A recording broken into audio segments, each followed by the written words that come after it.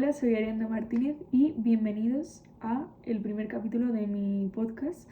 Vamos a hablar sobre todo de temas de la comunicación porque es un tema que a mí me encanta y y estoy estudiando comunicación audiovisual, pero también mucho de historia.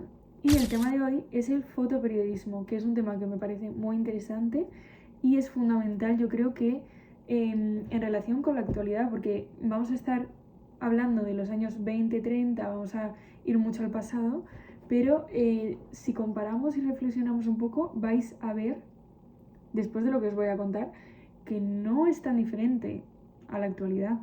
De hecho, es muy parecido. Así que espero que os guste mucho y vamos a empezar. Imaginaros de repente levantaros mañana y que no exista ninguna fotografía de ninguna noticia. O sea, que las noticias que veáis no estén acompañadas de ninguna fotografía. Hoy en día es algo muy raro. O sea, que no haya ninguna foto de ninguna guerra, de ningún partido de fútbol, de ninguna gala de los Goya, de ninguna Met Gala. O sea, ¿cómo es la Met Gala? Al día siguiente de la Met Gala, levantarte y ver todas las fotos de todos los famosos, a ver cómo van vestidos, comentarlo, compartirlo, tal. Imagínate que solo sea texto y que nada de esto exista. Sería muy raro. O sea, hoy en día todo tiene que ver con imágenes, nos metemos en Twitter, en Instagram, en TikTok y todos son vídeos e imágenes y primero leemos el titular, luego vemos la imagen y ahí ya nos informamos. No solemos leer tanto texto, pues antiguamente los periodistas solo utilizaban letras, las imágenes casi no se veían mucho. Entonces, hoy vamos a viajar, como he dicho antes, a los años 20 y 30 y vamos a descubrir cómo nació el fotoperiodismo, porque en esta época es donde nació todo. Y quiénes fueron estas primeras celebridades de fotógrafos que impulsaron todo esto, y vamos a hablar de la cámara Leica, que es un factor importantísimo para todo esto del fotoperiodismo y que lo revolucionó todo, y es lo más parecido que teníamos en esa época a un móvil de hoy en día. Quedaros con esto porque es interesante, así que vamos a hablar primero realmente, yo creo que es muy importante aclarar qué es el fotoperiodismo, porque podemos pensar que es simplemente pues fotografías bonitas o eso, una foto y ya, que tiene de más. Pues el fotoperiodismo se encarga de contar una noticia mediante imágenes, o sea, no es simplemente ver la imagen y tal, sino que también te ayuda a informarte, a contextualizar, aporta conocimiento al fin y al cabo a la noticia, te aclara situaciones complejas que no se entienden simplemente con las palabras, que a veces hay que verlo para que te quede como claro realmente el contexto y entender bien.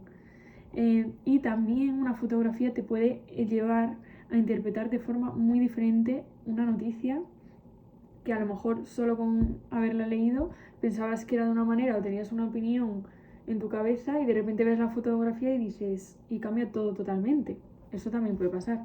Cuando vemos, por ejemplo, hoy en día una fotografía en las redes sociales, realmente es una fotografía totalmente acorde a la realidad, es totalmente objetiva o tiene un punto de vista subjetivo, porque depende de cómo haga el fotógrafo la foto, puede ser de una forma o de otra, ¿no? Te puede cambiar un poco la visión, la perspectiva de cómo está hecha, ¿no? Yo creo que es algo que no es totalmente neutral, el ángulo puede cambiar completamente la historia. Ahora vamos a hablar de los años 20, ¿no? Vamos a empezar por los años 20 y cómo las fotografías fueron conquistando poco a poco Europa, ¿no? Primero nos ubicamos en un periodo de entreguerras, porque fue el final de la Primera Guerra Mundial, pues ahí es cuando estaban pasando un montón de cambios, todo cambiaba de forma súper rápida y los periodistas cogieron y dijeron, pues queremos llegar a más lectores, vender más periódicos, ¿qué podemos hacer? Y entonces decidieron aplicar un truco infalible, que fue infalible para ellos, que es poner muchísimas fotos. Ya está, eso fue lo que hicieron, poner muchísimas fotos. Y especialmente esto comenzó en Alemania con las revistas ilustradas, que eran casi por completo imágenes. Esto fue algo súper revolucionario, evidentemente, porque no se había visto nada igual, fueron los primeros que lo hicieron. Y porque antes la fotografía ocupaba un espacio muy pequeño en el periódico. Era casi como un adorno y ahora era como la parte fundamental casi. ¿Y cómo ocurrió esto? Porque pensáis, ¿por qué no lo hicieron antes? ¿No se les había ocurrido antes? Pues todo esto apareció gracias a la cámara Leica. ¿Qué tenía de diferente la cámara Leica con las cámaras anteriores que se utilizaban pues normalmente?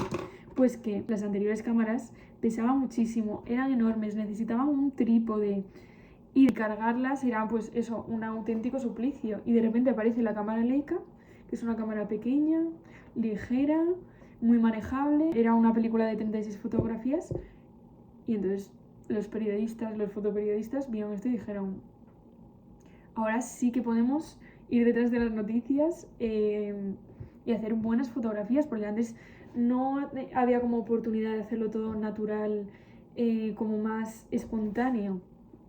Y ahora podías perseguir la noticia a tiempo real. Y esto generó un cambio, o sea, brutal. Y por cierto, hay una exposición de Leica en Madrid, que fue mi madre y luego fui yo también. Y me gustó muchísimo, es gratis y está súper bien. Si os gusta la fotografía y os está gustando este episodio, seguramente os gusta ir a verla y yo creo que es muy buen complemento para el podcast de hoy. Y nada, y después de esta recomendación, vamos a los años 30. Los años 30, aquí lo que pasó básicamente fue que antes los fotógrafos eran anónimos, ¿no? Y ahora empezaron a ser como celebridades, como que su nombre empezó a sonar y a ser conocido, básicamente. Y entonces tenemos ahora como ejemplos de esa época importantes que revolucionaron todo. Robert Capa, mítico, si no suena el nombre os debería sonar. Henry Cartier-Bresson, los apellidos me cuestan un poco.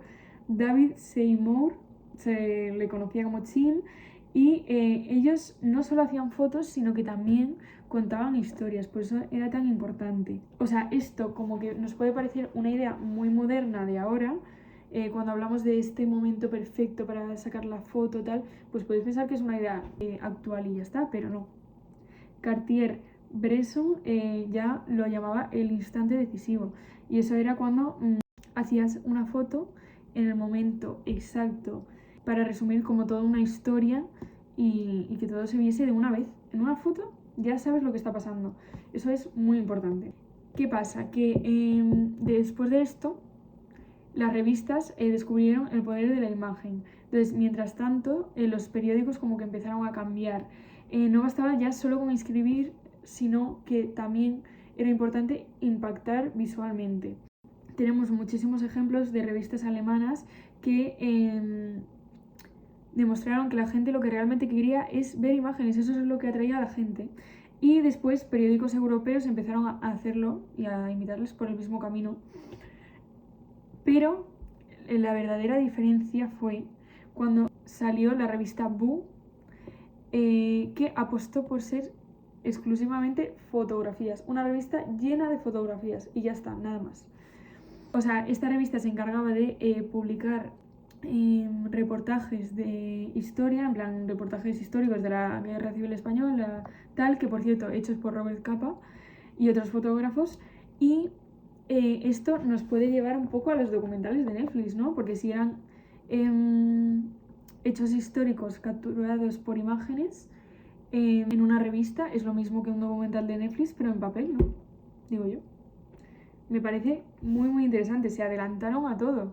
O sea, nada es nuevo, nada de lo que estamos viendo hoy en día es nuevo.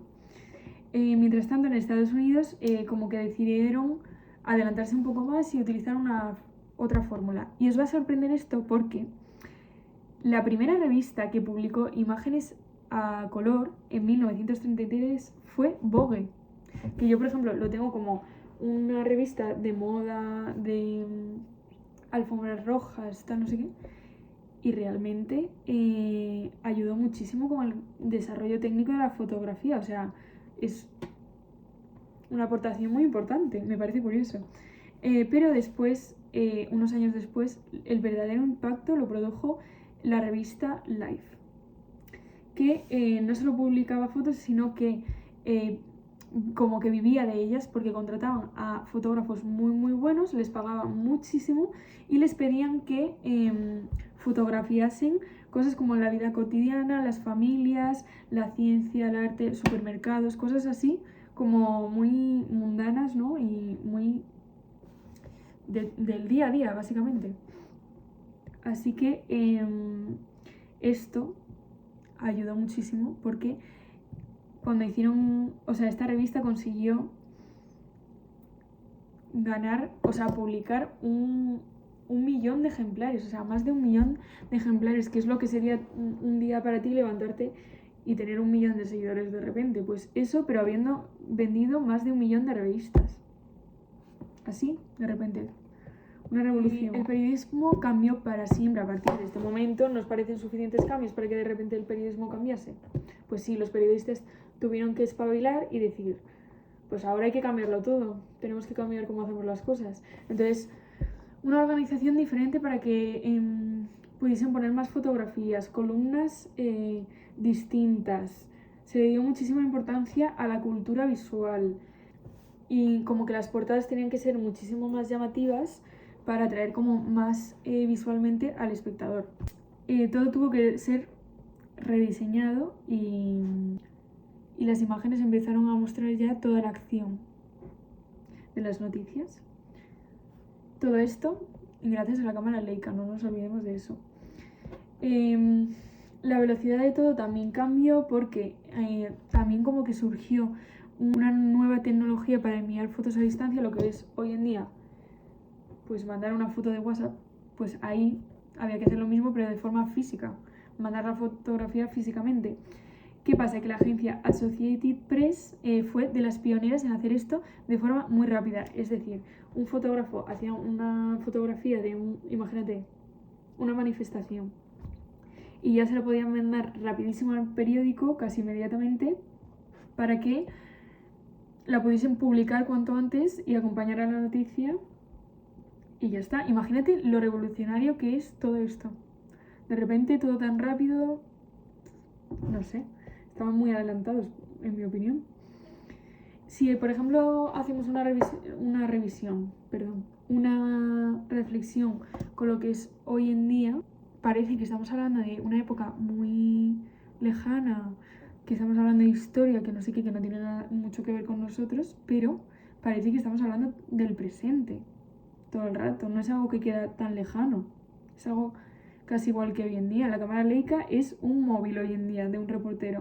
Me parece increíble cómo pensamos que todo es novedad, pero ya está todo inventado realmente.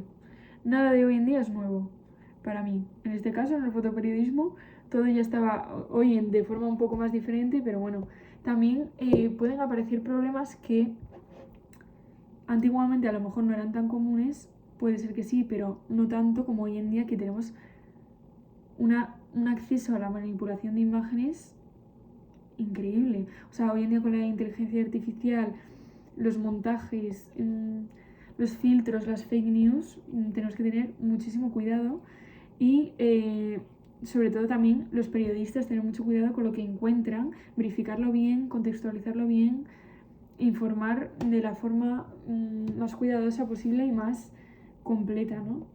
Para tener toda la historia bien construida. Y nada, y esto es todo por el capítulo de hoy, ya nos estamos yendo de tiempo y nada, espero que os haya gustado muchísimo, que hayáis reflexionado mucho sobre este tema y que la próxima vez que abráis un periódico digital o Instagram, TikTok, Twitter, os acordéis de esto, os acordéis de los años 20, de los años 30 y que penséis que nada es nuevo y